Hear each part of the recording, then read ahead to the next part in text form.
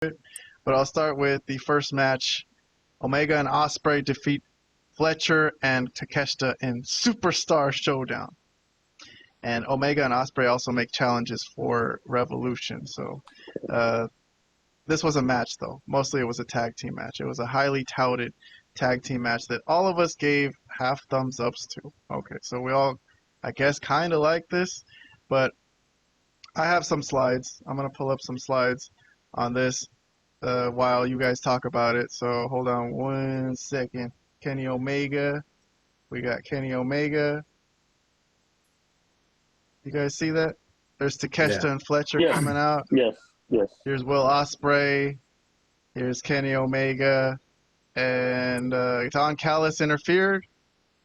A little bit of interference, but it didn't really make a difference, I guess. So in the end, it was a crazy finisher. A one-winged angel, and Ospreay did his hidden blade at the same exact time.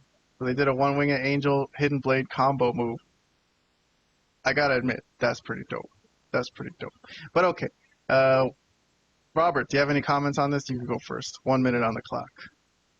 All right. I won't take a whole minute. I thought this was pretty cool.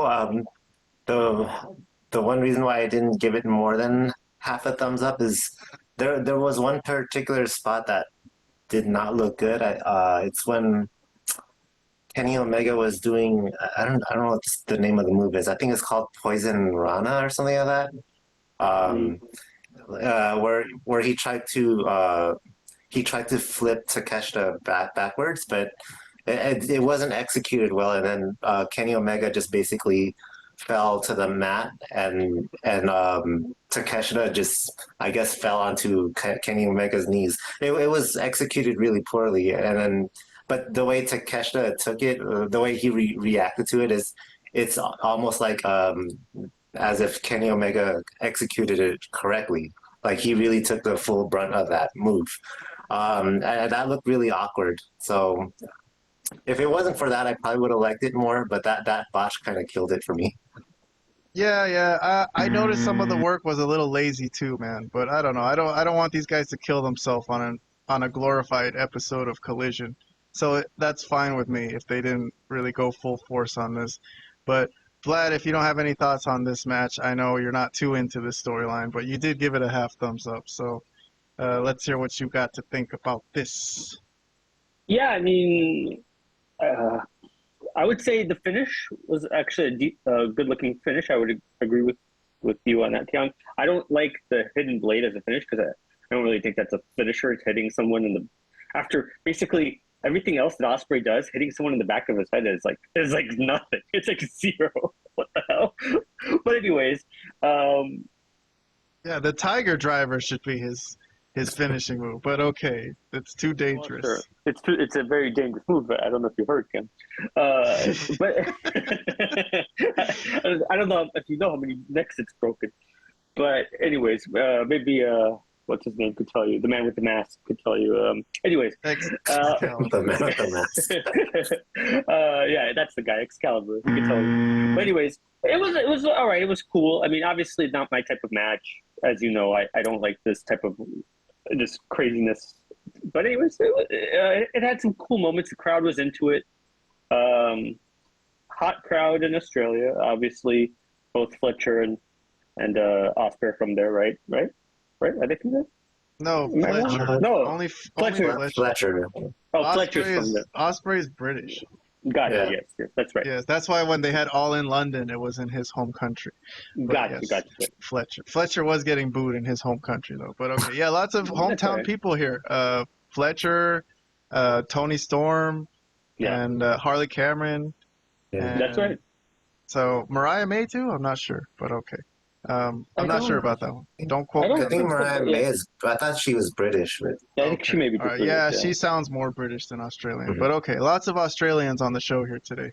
The first one took Okay, good. Let's move on to the last storyline of the day is Tony Storm. Tony Storm defeats Mariah May and regains the AEW World title in a match that, let's see, Vlad and Kahan, me and Vlad gave a thumbs up. Robert really liked it, so Robert gave it 2 thumbs up. So All right. Let me see. I'll start with Robert on this one since you gave the 2 thumbs up. I'll play some slides on this, and you can give your thoughts on Tony Storm regaining the AEW World Title. This is our last angle for the night, so go ahead, Robert. The floor is yours. Okay, so I might be in the minority in this, but I actually enjoyed the build to this match. I thought this feud is actually entertaining, and the payoff in this match was really cool too. I probably would have liked it even more. I know I gave it 2 thumbs up, but I probably would have liked it more if the finish wasn't so fluky. I would have preferred a more like a cleaner victory from Tony Storm. Not just like a roll up pin. I'm never really a fan of those. But outside of that, this was very well worked. Some good ring psychology. That was a cool moment too. I can say I like that one moment in the corner. That one. No, sure. That's Mariah May giving Tony Storm a kiss for you that's audio right. podcast listeners. I can't. But yes, it was a roll up victory. So hey, Rey Mysterio won the world title at WrestleMania on a roll up. I wouldn't call that a fluke. That means she was the better technical wrestler on this day. But okay, Vlad, 1 minute for you. I know it's late. Let's finish this show up strong. Go ahead. Yeah, I think it was a good match.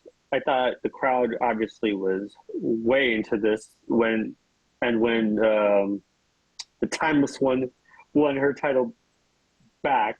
They went ape shit. They were throwing babies in the air over there in Australia. Everybody was thrilled. I'm happy for, I guess, I don't know. I'm happy for Tony, but I did not enjoy the lead up to this at all. I thought it was silly and dumb. And I'm kind of sad that this happened on a kind of a glorified collision. I mean, it's insane. Why couldn't this could have easily been a pay-per-view. I don't understand what happened here. Why they did it this way. If you're going to a different country and putting a decent card together, you could have made it easily a pay-per-view instead of a collision. So very, very strange in that sense, but I enjoyed the match and I'm happy for Tony because I do enjoy Tony as a performer.